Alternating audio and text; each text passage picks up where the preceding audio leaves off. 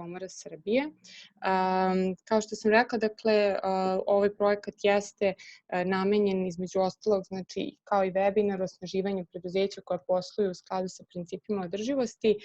COVID pandemija je zaista, da kažem, izazvala poremećaje neke kod nas i velike posljedice će imati po preduzeća, pogotovo mikro i mala preduzeća, i veliki broj pitanja se otvorio. Nama je neki cilj da kroz ove webinare odgovorimo na pitanja koja preduzeća imaju i danas ćete imati priliku da razgovarate sa ekspertima iz advokatske kuće Gecić Law i da postavite pitanja koja se najviše, da kažemo, tiču tih pravnih pitanja koja su se pojavila vezana za pandemiju i kako konkretno, na primer, pandemija dovodi do neke promjene okolnosti u ugovorima u privredi. Današnji govornici na webinaru su Tijana Koprivica iz Delta Holdinga, koja je članica Upravnog odbora Foruma za odgovorno poslovanje, koja će nas na početku pozdraviti ispred Foruma za odgovorno poslovanje i kratko predstaviti rad foruma. Zatim Neven Marinović, izvršni direktor Foruma za odgovorno poslovanje i Smart kolektiva, koji će kratko predstaviti rezultate jednog od istraživanja koje smo radili, koje se najviše tiču toga na koji način velike kompanije mogu da se uključe u podršku mikro i malim preduzećima, i najveći deo današnjeg webinara biće, dakle, posvećen pravnim implikacijama pandemije i razgovoru sa Ognjenom Colićem iz Gecić Law kancelarije. Nakon toga ćemo ostaviti malo vremena za diskusije, pitanja i odgovore, kako bi, da kažemo, i ovaj webinar bio interaktivan. Što se tiče samo nekih tehničkih detalja s moje strane na početku, htela bih da skrenem pažnju, dakle, svima vam je isključen mikrofon kako bismo mogli što kvalitetnije da pratimo govornike, kao i video na samom početku.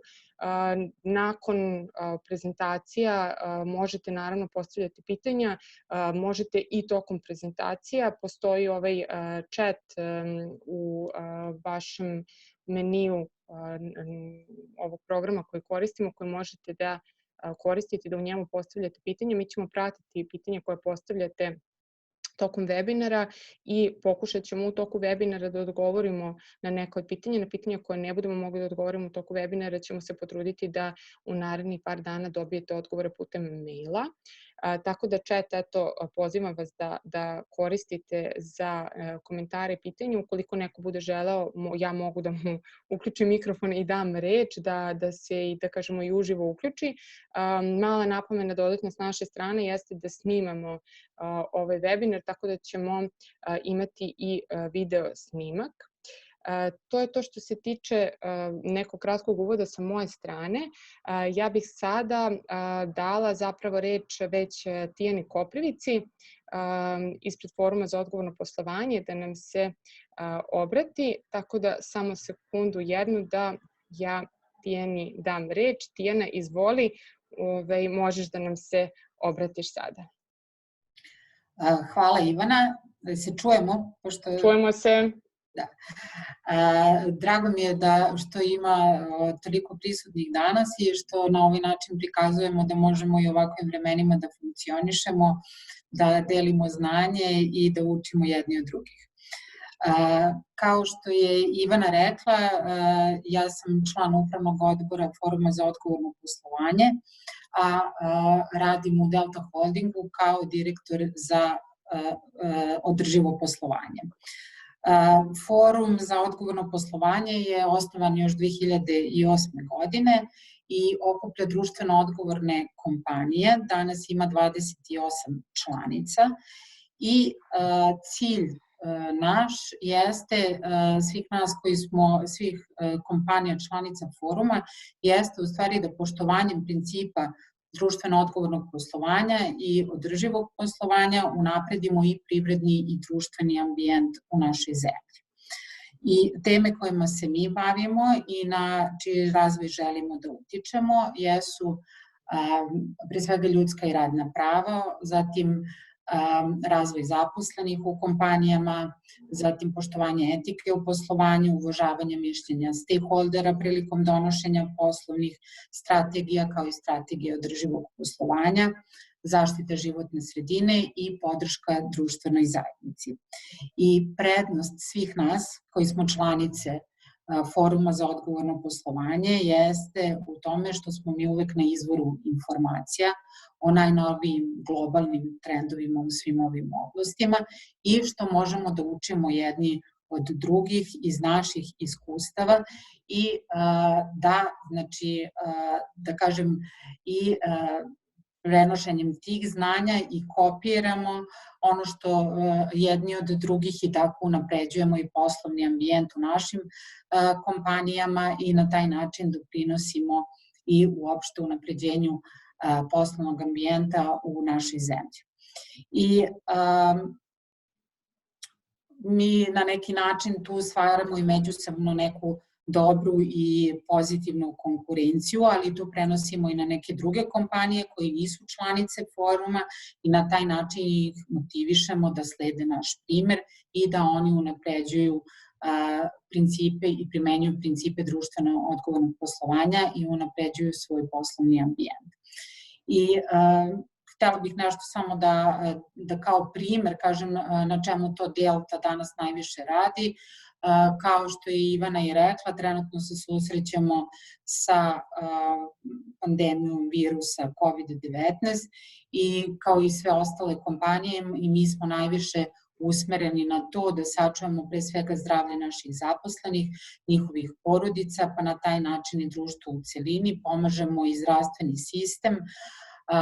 Hotel Crown Plaza proizvodi 150 obroka svaki dan za zaposlene u 3 beogradske bolnice, Dragiša Mišović infektivnu kliniku i bolnicu u Zvezdari.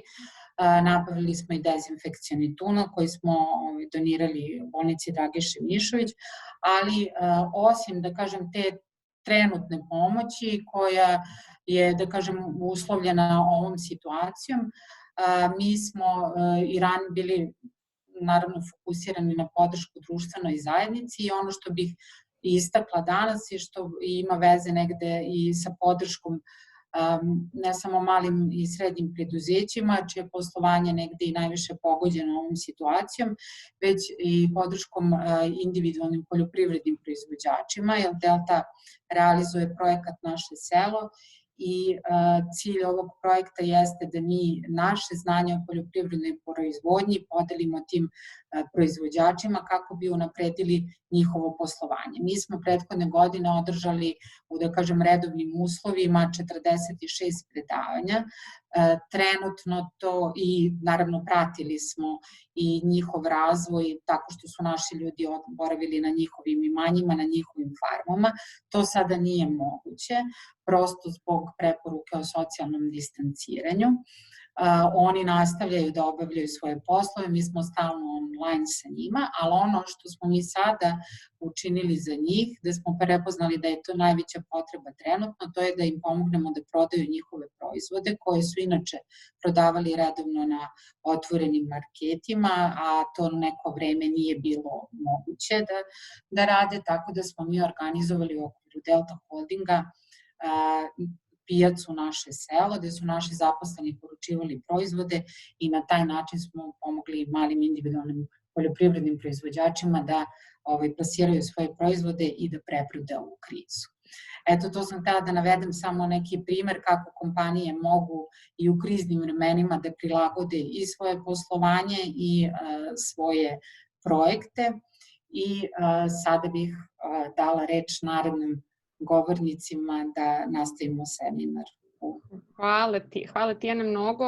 Ne samo da je ovo primer kako kompanije mogu da prilagode, nego je zaista jedan dobar primer toga kako i na koji način kompanije mogu dodatno da osnaže mikro i mala preduzeća i poljoprivrednike, dakle, a postoji dosta nekih inicijativa koje baš ukazuju na to kako i na koji način dodatno možemo da osnažimo mikro preduzeća kod nas u zemlji, poljoprivrednike, da i oni, da kažem, što manje osete posledice ove pandemije i svih, da kažemo, trenutnih problema koje imaju. Tako da, super, hvala što si podelila sa nama ovu informaciju o tome šta sve radite. Ja bih sada isto zamolila Nevena Marinovića, koji je izvršni direktor Smart kolektiva i Foruma za odgovorno poslovanje, da nam se i on obrati. Ne znam da li želi to da uradi i putem videa. Ako želi, može. Mi dozvoljavaš? Odobrila sam i dozvolila sam, ali ću ja svakako, imam i neku ovu prezentaciju koja ide uz tvoje uključivanje, pa ću ja uključiti. Man sam pomislio, džabe sam oblačio košulju danas. Ništa, onda pustit ću malo da onda ide i video na taj način, ali evo, puštam i prezentaciju, pa možemo posle prezentacije još malo da imamo ovako uživo video. Eto. Da, dobro. Hoćeš sad onda da se isključim da bi mogla prezentacija da ide, jel? Pa ja mislim da ja onog trenutka kada je uključim iskreno da ćete automatski isključiti, tako da tako ćemo, da, dobro. Videli su svi Dijan košulju, tako da smo... Samo sekund jedan. Ništa, dobar dan svima, eto i sa moje strane. Hvala vam zaista što ste se uključili i što ste se uključili ovako velikom broju i da, kao što i Tijana rekla, to jeste pokazatelj da prvo da su nam potrebna i informacije i znanja i povezivanje, pogotovo u ovim izazovnim vremenima, a s druge strane da možemo zaista i da se organizujemo na neke načine na koje smo mislili da to nije moguće pre samo možda mesec i po dana. Ja sam teo samo da posebnu zahvalnost iskažem za naše drage prijatelje iz Gecić Law Office kancelarije koji su na neki način zajednički s nama pripremili ovaj webinar i spremili se ne samo sada, nego i od kad je sama pandemija počela da nekako pruže podršku raznim pravnim subjektima i da daju različita tumačenja i da na neki način budu na usluzi. Tako da bih ostavio što više vremena da oni imaju prosto da ispričaju malo više o tome i da njih imamo mogućnosti da pitamo. Ja bih samo rekao par stvari. Jedna je da smo radili niz nekakvih aktivnosti koje su sve deo jednog većeg projekta za unapređenje okvira za davanje koji realizujemo kroz koaliciju za dobročinstvo. To je jedan projekat koji finansira USAID, a tu koaliciju predvodi fondacija Ana i Vlade Divac, a pored nas je čini i Trak fondacija, Katalist, kao što ste čuli, Forum za odgovorno poslovanje, Srpski filantropski forum i Privredna komora Srbije. I mi smo sad tu niz nekih mera, pogotovo od kad je ova pandemija počela, pokušavali da proguramo, od toga da se oslobađaju PDV-a na donacije firme i subjekti koji doniraju, do raznih drugih stvari. Radili smo i ovo istraživanje, čiji ću deo sada da prikažem, koje je vezano za prosto potrebe i kažemo izazove s kojima se suočavaju pre svega mala i srednja i mikropreduzeća, i onda u tom smislu smo zajedno sa drugim partnerima pokušavali da formulišemo neke mere i ka državi i ka drugim subjektima, ali to istraživanje može da se nađe, o njemu smo pričali opširnije prošle nedelje, tako da ću se ja sad vrlo kratko zadržati na onome što možda može da bude neka posebna tema. Druge kolege iz ove koalicije se više bave ovim nekim, ajde da kažemo, akutnim stvarima kao što su humanitarna pomoć, nabavka zaštitne zdravstvene opreme, prikupljanje sredstava za bolnice i tako dalje. Mi prosto se bavimo onim što najbolje znamo i što negde radimo, a to je da vidimo u stvari kako možemo da mobilišemo u ovom slučaju velike kompanije, bilo da su članice foruma ili ne, i kako da ih na neki način uključimo u podršku onome što će doći posla. To je, kao što znate, jedan ozbiljan ekonomski oporavak, s obzirom da ova kriza nije samo zdravstvene prirode, nego nažalost možda će još dugoročnije biti posledice tog ekonomskog oporavka. Tako da u tom smislu istraživanje koje smo radili nam pokazuje vrlo slično opet i očekivano istraživanjima u drugim zemljama, da su mnoga, to je najveća većina preduzeća u solidnom problemu i sa likvidnošću, i sa padom poslovanja, i sa naplatom, i sa, kako kažem, otkazivanjem ili odgađanjem nekih poslova, i da u velikoj meri su u problemu i da ne znaju kako bi praktično kako bi izdržali ovu situaciju ako ona traje duže od nekih meseci i po 2 dana. S druge strane smo probali da vidimo šta bi to moglo da bude i to je nešto što ćemo nastaviti da radimo kroz forum, da vidimo kako velike kompanije možda mogu na neki način kao poseban vid društvene odgovornosti u ovim trenucima da podrže ono što su sektor domaćih, malih i srednjih preduzeća i na taj način im, kažemo, pruža neku dodatnu podršku da se i da opstanu s jedne strane, ali s druge strane da strateški nekako ulažu u njih.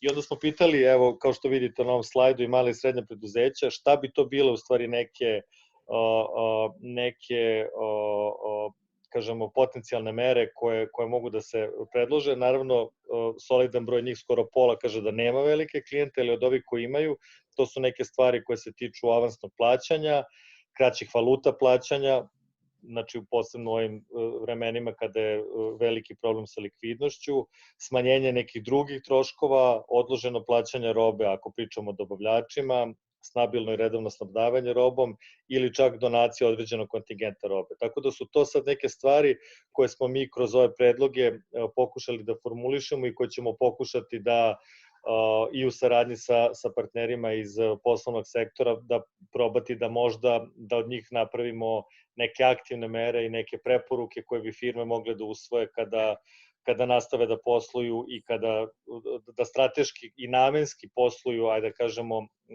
sa malo većom pažnjom prema malim i srednjim preduzećima. Jer možemo sledeći slajd, Ivana? Može. Malo zeza tehnika, evo ga.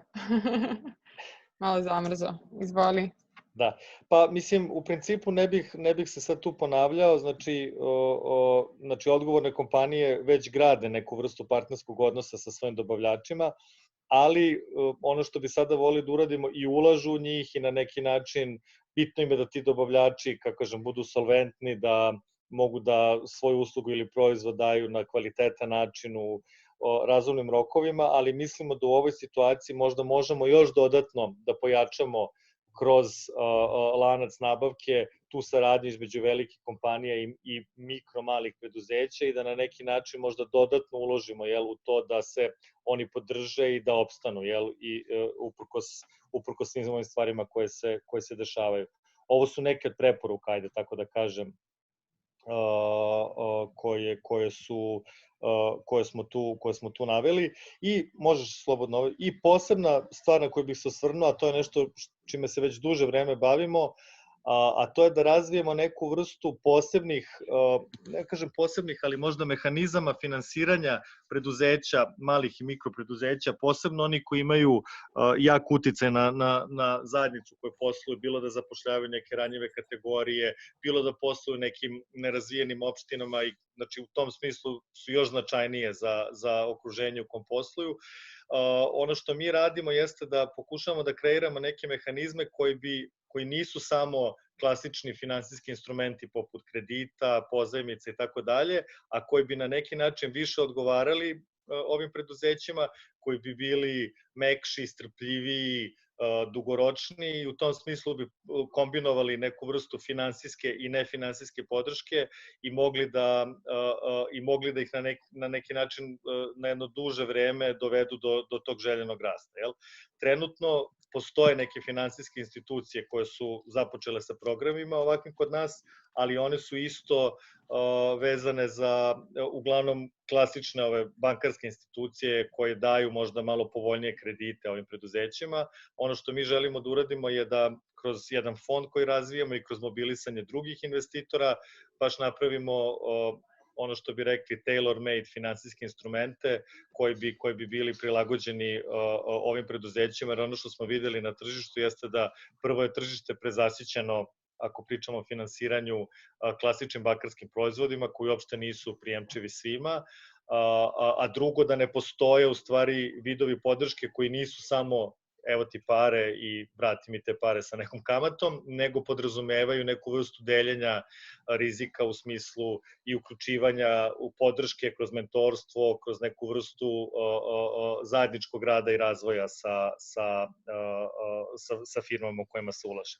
Tako da je ovo još jedna od oblasti na koju smo fokusirani, na kojima će posebno biti fokusirani sada, jer nekako se pokazuje da je još važnija u ovim trenucima kada je neophodno mobilisati svu vrstu podrške malim, mikro i srednjim preduzećima. Eto, to je prilike to.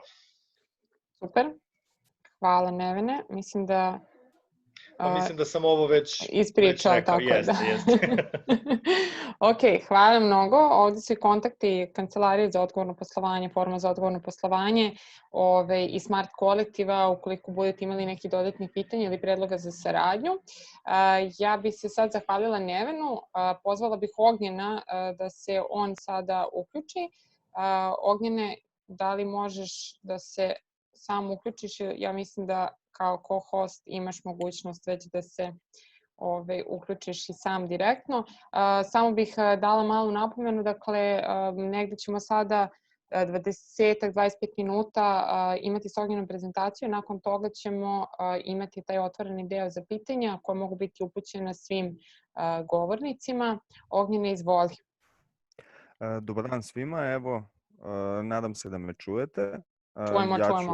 Ja ću isto kratko pustiti video čisto da se vidi da sam i ja obukao košulju.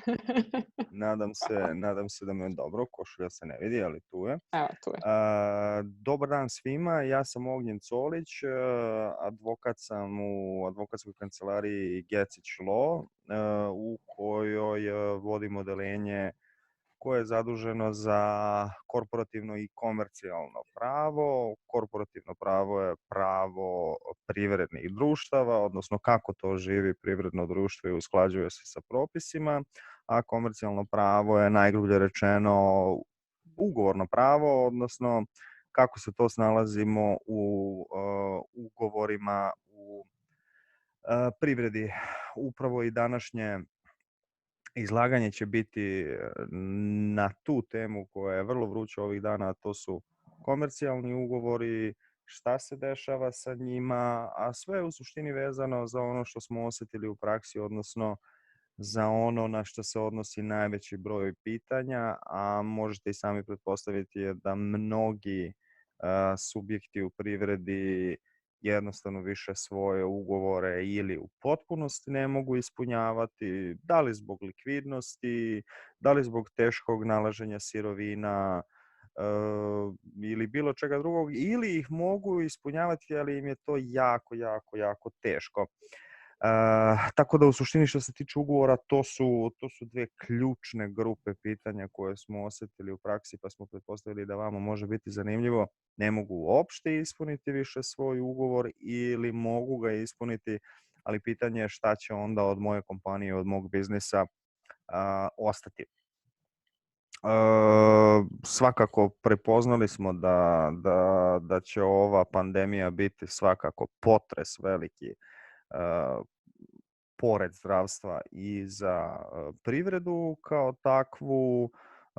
Shvatili smo da će se javiti ogroman broj pitanja, zabrinutosti. Shvatili smo da će se, obzirom na situaciju vanrednog stanja, uredbe Vlade Republike Srbije svakodnevno donositi kako bi se reagovalo tamo u onim poljima gde je potrebno, i mi smo na našem internet sajtu otvorili poseban hub koji se tiče upravo tematike šta se to u pravu dešava za vreme COVID-a kao deo naše društvene odgovornosti, i manje više na svakodnevnom nivou pratimo aktivnosti zakonodavca, dajemo naša tumačenja privrednim subjektima šta se to novo donosi, a takođe i nešto slično kao što je i današnja tema, prepoznajemo šta se to sada dešava na pravnom terenu kao problem i iznosimo neke naše misli, naše stavove i naša viđenja kako primeniti neke tradicionalne pravne institute koji su postojali i pre COVID-a, na situacije koje postaju goruće za vreme pandemije COVID-a. Kao što rekao na početku, ogroman broj pitanja klijenata smo imali upravo vezano za sudbinu njihovih ugovora. Neki bi da izađu iz ugovora, neki bi po svaku cenu da ostanu u ugovoru i ukoliko mi sada dozvolite, ja ću podeliti ekran sa svim učesnicima, a na PowerPoint prezentaciju koju smo pripremili za danas. Ja se nadam da će to tehnički biti uspešno.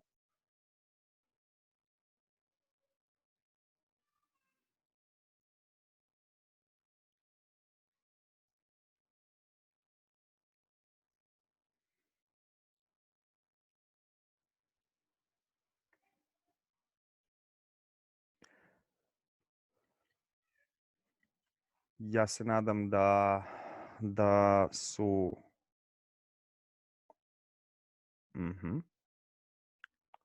Ivana, ne znam da li me čujete, ali čini mi se da imam poteškoća sa deljenjem. Čujemo, da. Možda ne vidimo sada trenutno. Predlažem da otvoriš prvo prezentaciju na svom kompjuteru, pa da onda tek odeš na opciju share screena i da tako probamo sada. Evo, tako ću i uraditi.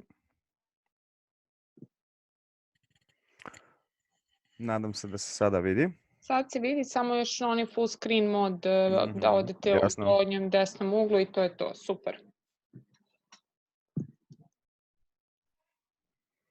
Da li sada sve kolege vide? Pretpostavljam. Sve se vidi sada, super.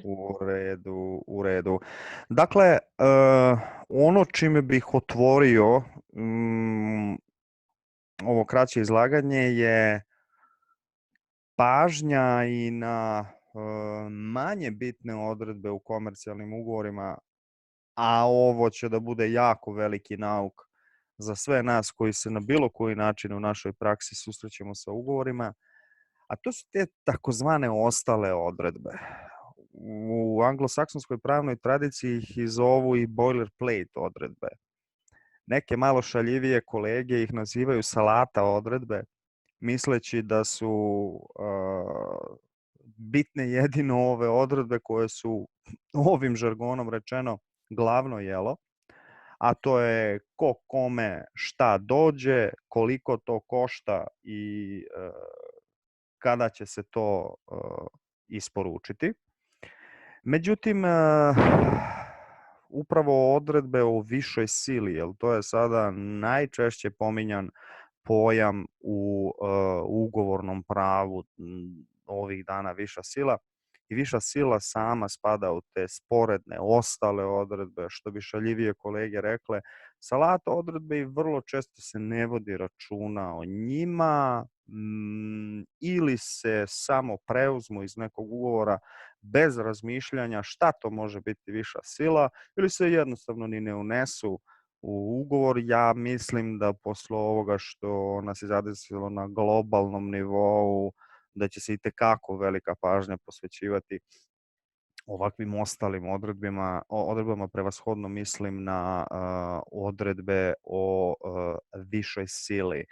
Ne verujem da ćemo ikada više imati neke ugovore koje jasno ne predviđaju šta je viša sila, kako se ona odražava na pravila igre ugovora dva privredna subjekta, šta privredni subjekti mogu raditi ukoliko nastaje viša sila, da li se njihov ugovor raskida posle određenog vremena trajanja više sile ili se ne raskida, da li se jednostavno ugovor zamrzava, jer bilo koji privredni subjekat koji trenutno u svojim ugovorima nema pedantno urađena pravila o višoj sili, sada praktično jedino može da se osloni na ono što srpski zakon o obligacionim odnosima reguliše, a na temu je ili je blisko višoj sili.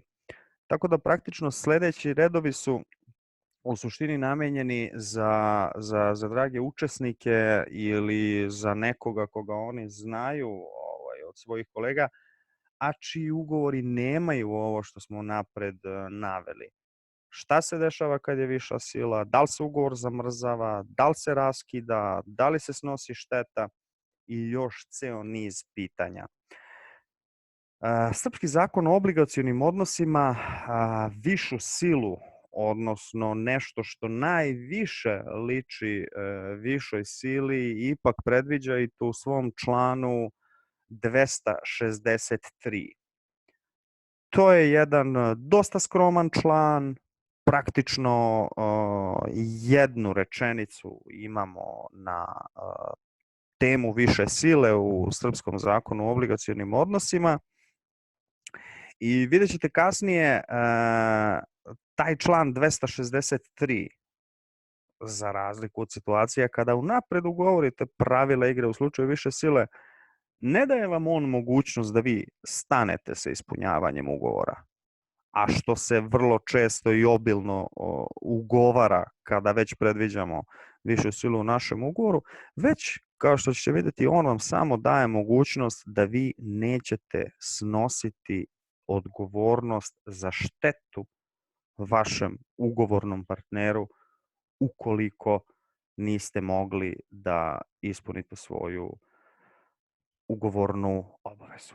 Kao što sam i rekao, član 263 je doslovce jedna rečenica koja predviđa da će se dužnik, misleći pod time na onu ugovornu stranu koja mora nešto isporučiti, koja mora nešto uraditi prema ugovoru, dakle, predviđa da će se dužnik osloboditi odgovornosti za štetu ako dokaže da nije mogao da ispuni svoju obavezu, odnosno da je zakasnio sa ispunjenjem iste, zbog okolnosti koje su nastale posle zaključenja ugovora, a koje on nije mogao sprečiti, nije ih mogao otkloniti ili izbeći. Dakle, ako već nemamo višu silu u ugovoru, sve što nam ostaje je član 263 zakona o obligacionim odnosima, koji će nam omogućiti da ako smo pod višom silom, nećemo odgovarati našem ugovornom partneru zato što mu nešto nismo isporučili ili uradili. Mi moramo dokazati da su nastale takve okolnosti.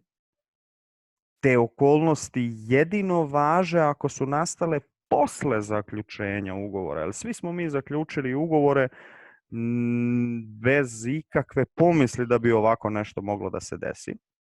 Dakle, to su isključivo okolnosti koje su nastale posle zaključenja ugovora. To su ugovori koje smo zaključili, da tako kažem, u neka srećnija vremena kad nismo ni razmišljali o ovome. I potrebno je da su te okolnosti takve da ih nismo mogli sprečiti, prvi uslov, i drugi uslov, da ih nismo mogli izbeći ili otkloniti. Ogroman broj klijenata i stranaka upravo sada pitaju, a da li je korona, COVID pandemija viša sila? U nekom vanpravnom smislu ona zaista jeste viša sila. Čini se da čovjek ništa nije mogao uraditi da utiče na nastanak, a vidimo da je i uticanje na prestanak više sile praktično van čovekovog domena.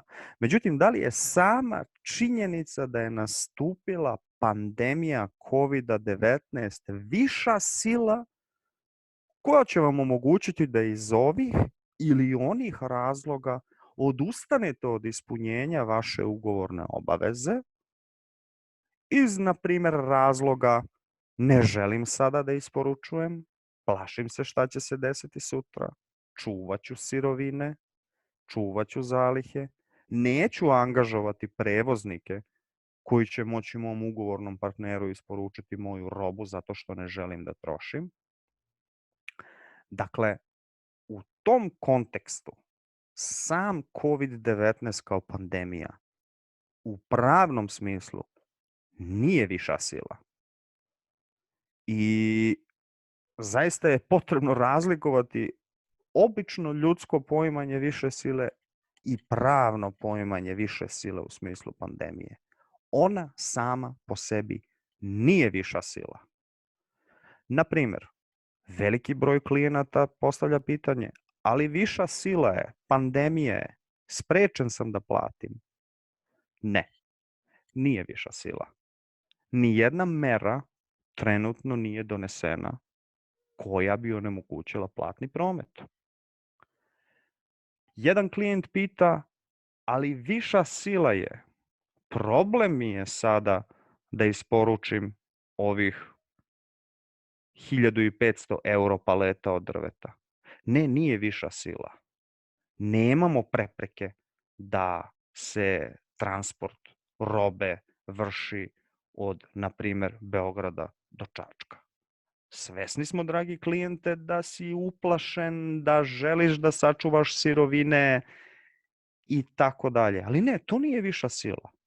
Zato što ne postoji apsolutno ni jedna mera zabrane da se vrši transport robe. Ne postoji ni jedna mera da je zabranjeno proizvoditi europalete ili slično. Svakako to je, niste mogli sprečiti koronu, ali jednostavno ona sama takva kao jedno zdravstveno, kao jedno epidemiološko stanje, apsolutno vas ne sprečava da plaćate, da isporučujete robu i slično tome. Korona kao globalno zdravstveno stanje je viša sila samo u situaciji kada je zbog korone nastupila okolnost koja vašu kompaniju sprečava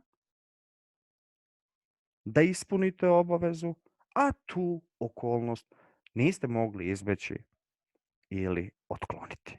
Samo tada je korona viša sila. Ako je usled korone nastupila okolnost koja čini da vi jednostavno ne možete tu okolnost da sprečite, a uz najbolju nameru ne možete tu okolnost izbeći ili otkloniti. Dakle, dva su kumulativna uslova. Da ne možete tu okolnost sprečiti, a i da ne možete da je izbegnete ili otklonite. Dakle, zakon traži još i dalje da budete agilni. U redu, niste mogli sprečiti neku okolnost, ne može je niko sprečiti, ali hajde da vidimo možete li je izbeći ili otkloniti. Tipičan primer korone ili COVID-19 kao više sile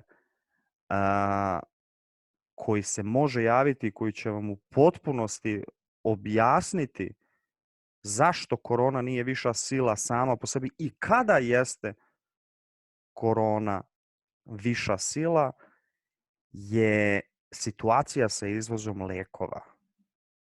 Usled pandemije COVID-a, u njenoj ranoj fazi, Vlada Republike Srbije je donela opšti pravni akt kojom je zabranila izvoz bilo kojih lekova iz Republike Srbije za treće zemlje, za inostranstvo. I tu je odluku Vlada Republike Srbije donela upravo zbog korone. Tada je korona viša sila. I u sličnim situacijama. Pa smo tako imamo i sve dok je ovo na snazi imat ćemo, na primjer, farmaceutske kompanije koje su, tako da kažem, u neka srećna vremena, na primjer u januaru, ugovorile isporuku lekova nemačkim privrednim subjektima, mađarskim, makedonskim ili bilo kojim. Oni to više ne mogu uraditi. I pandemija je uzrokovala da se pojavi okolnost, a koja je oblikovana u ovoj odluci Vlade Republike Srbije, koju farmaceutska kompanija nije mogla da spreči. Prvi bi uslov je ispunila.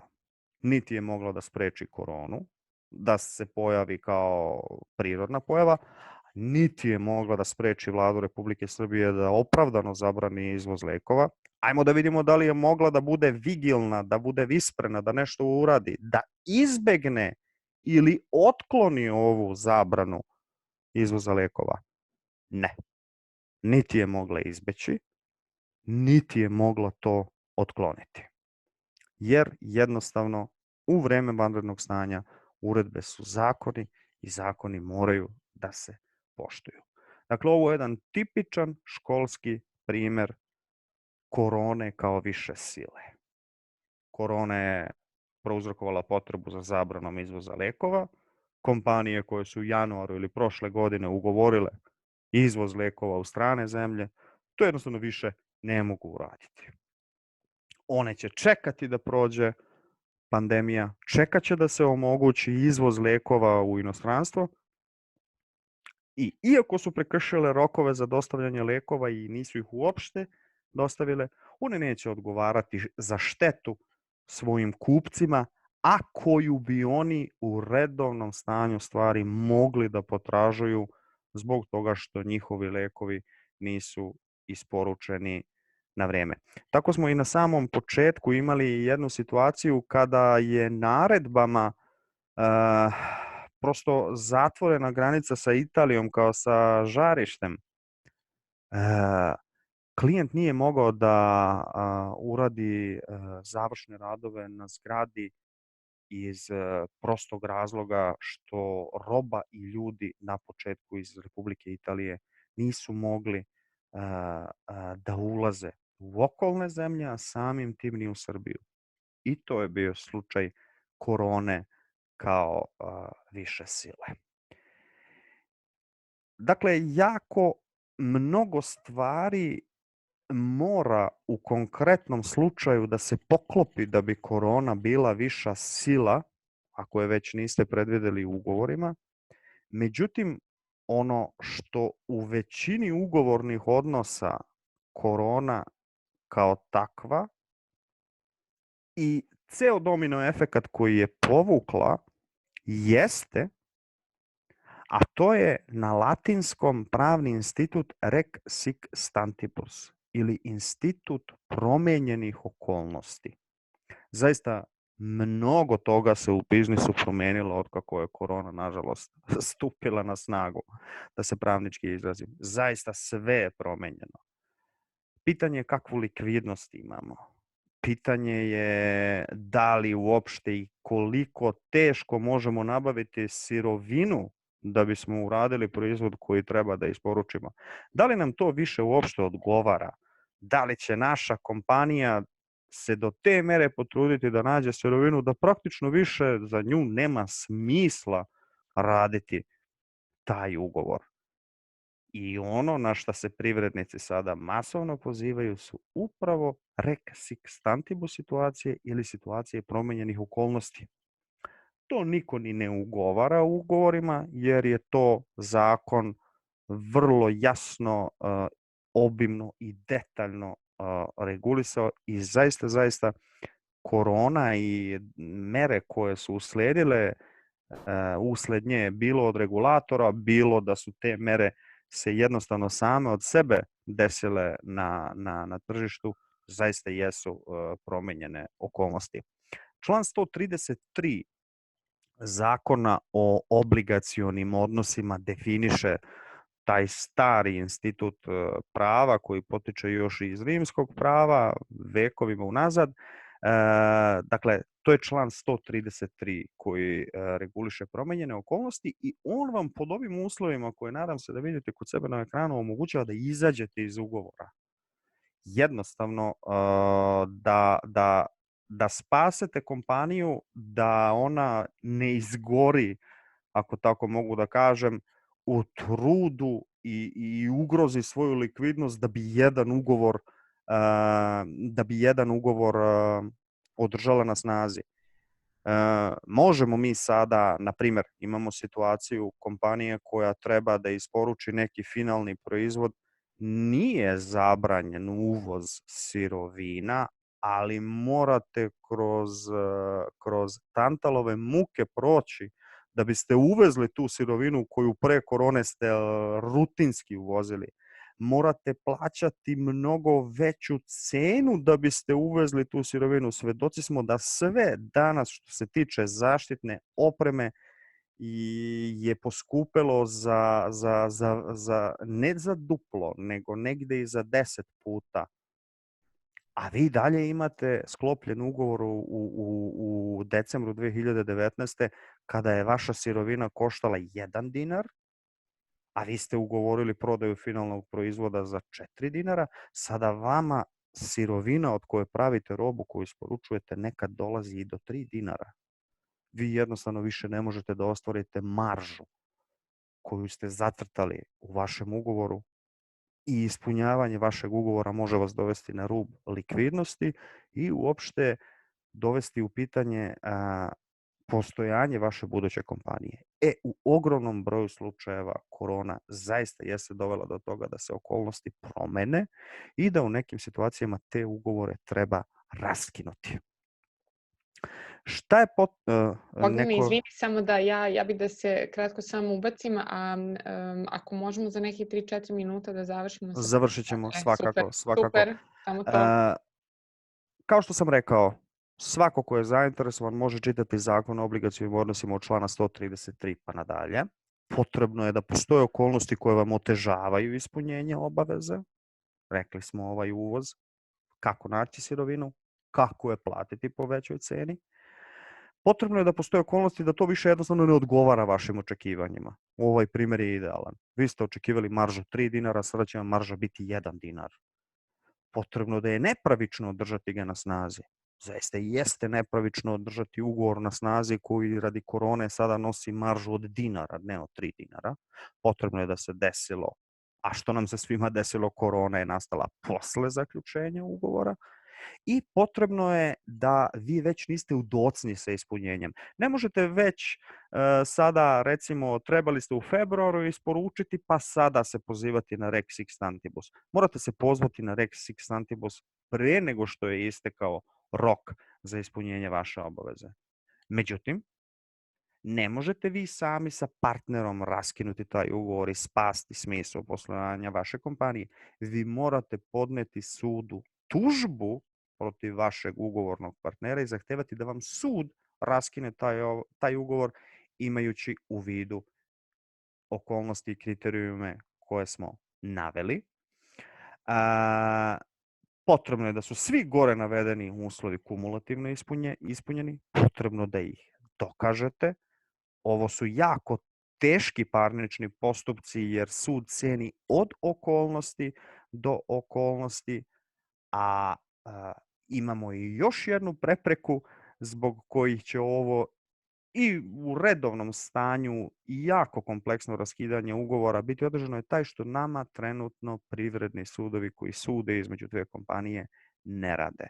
Ne zaključuju ročišta zbog zaključka zbog preporuke i zaključka naše najviše sudske instance koja je preporučila da se radi samo u najhitnijim predmetima, porodično nasilje, pritvorski predmeti i slično, tako da vrlo brzo bi trebali sudovi da se otvore, da opet počnu da rade, pa se onda mogu podnositi tužbe po kojima bi se raskidali ugovori zbog toga što su okolnosti promenjene do te mere da bi vaše dalje pridržavanje ugovora dovelo vašu kompaniju praktično u pitanje da li će opstati ili neće.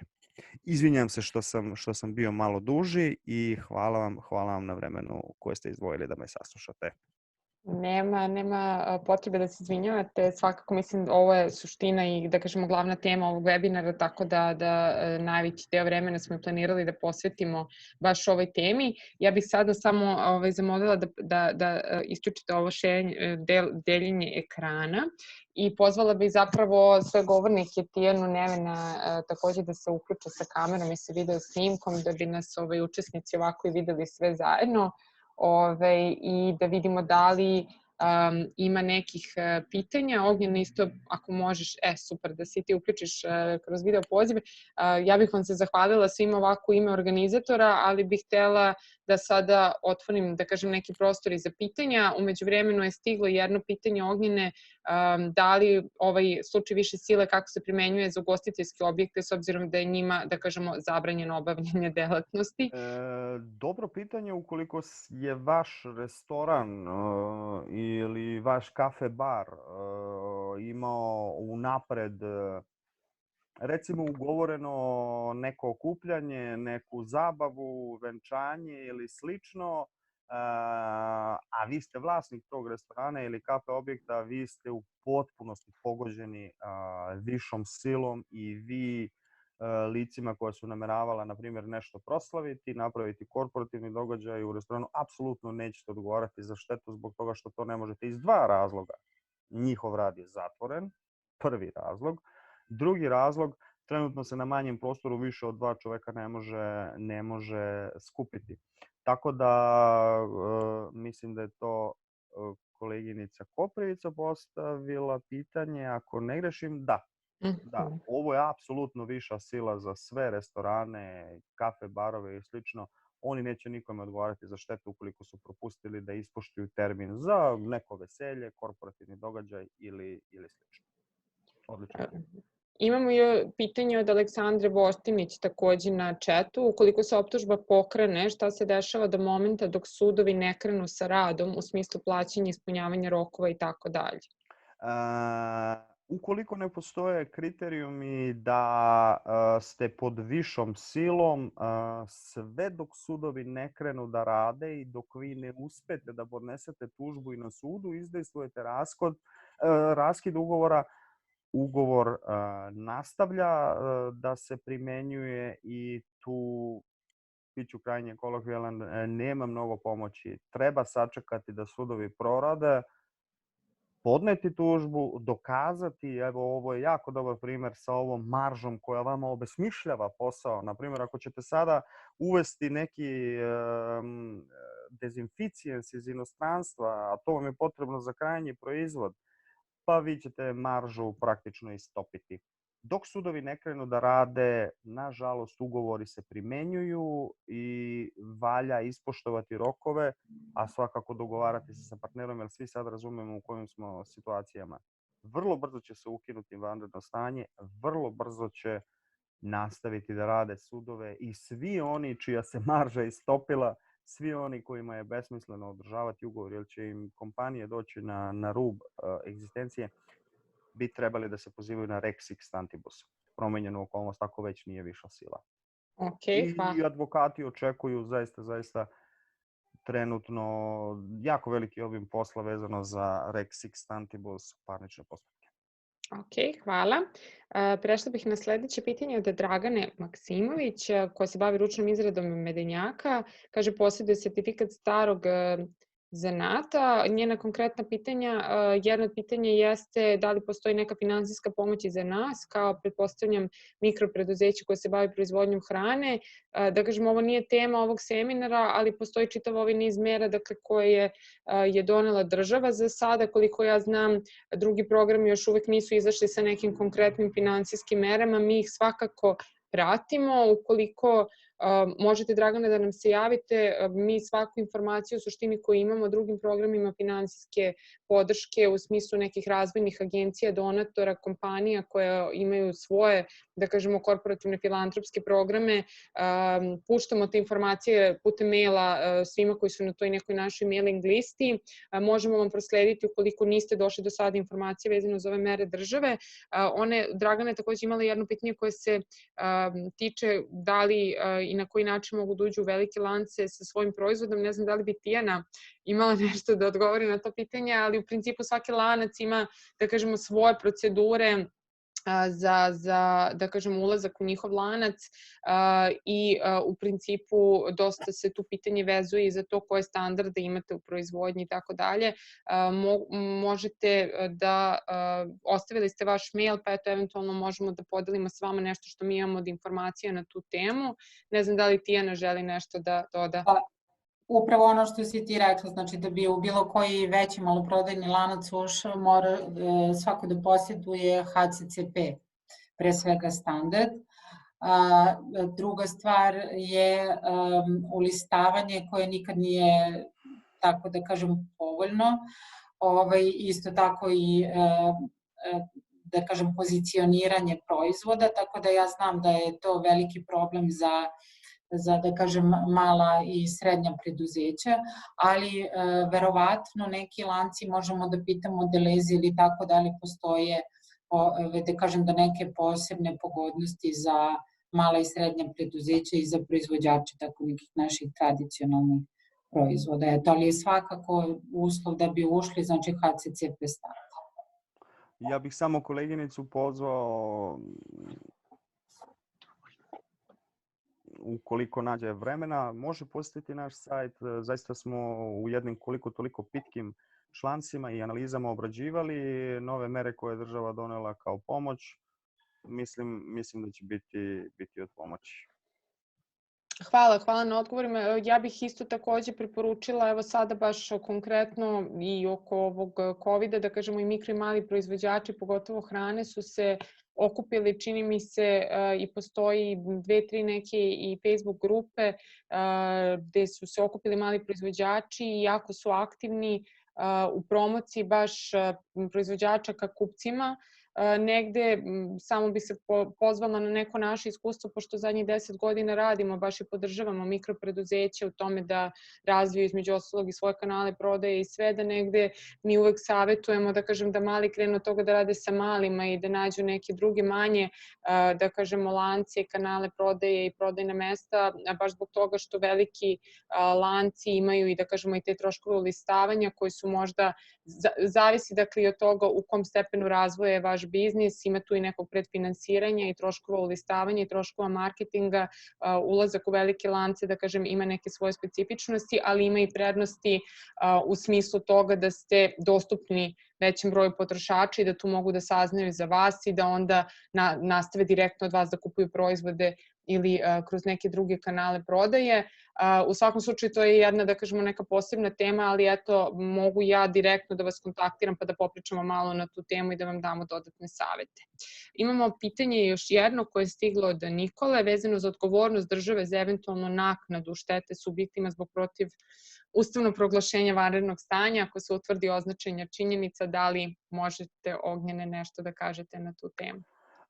O tome da li je protivustavno ili ne, zaista bi zasluživalo jednu analizu za koju trenutno nemamo vremena i uvek se ovo pitanje aktualizuje u ovim situacijama od okolnosti do okolnosti. Ukoliko je država nešto, a što će se ceniti sud, ukoliko je država nešto preduzimala da bi spasla živote i zdravlje građana ili uništenje imovine veće vrednosti, a ta zabrana je mogla da dovede do neke vaše propuštene dobiti ili poslovne prilike, tu nema osnova za tužbu. Kažem, jako kompleksno pitanje i verujem da će se parničari i advokati godinama nakon ovoga baviti i to je sve od situacije do situacije.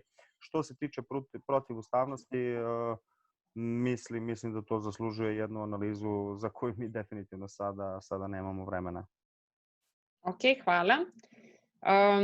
U principu sada je 3 sata, rekli smo da ćemo raditi od 2 do 3. Ukoliko ima još nekih pitanja, ovo je, da kažemo, poslednji trenutak negde da postavite pitanje putem čata. Ukoliko ne, meni ostaje da se zahvalim mnogo na vremenu i saradnji Gecić Law kancelariji i na spremnosti, dakle, da učestvuju sa nama u ovom webinaru i odgovore na ova pitanja koja jesu jako važna svim pravnim licima, jer verujem da svi imaju neke dileme oko toga. Tijana, hvala i tebi mnogo na vremenu ispred Foruma za odgovorno poslovanje što si nam se obratila. Negde jeste nam cilj da što više uključimo i velike kompanije, društveno odgovorne kompanije u podršku mikro i malim preduzećima i da prikupljamo zapravo informacije šta sve velike kompanije rade i šta još mogu da urade.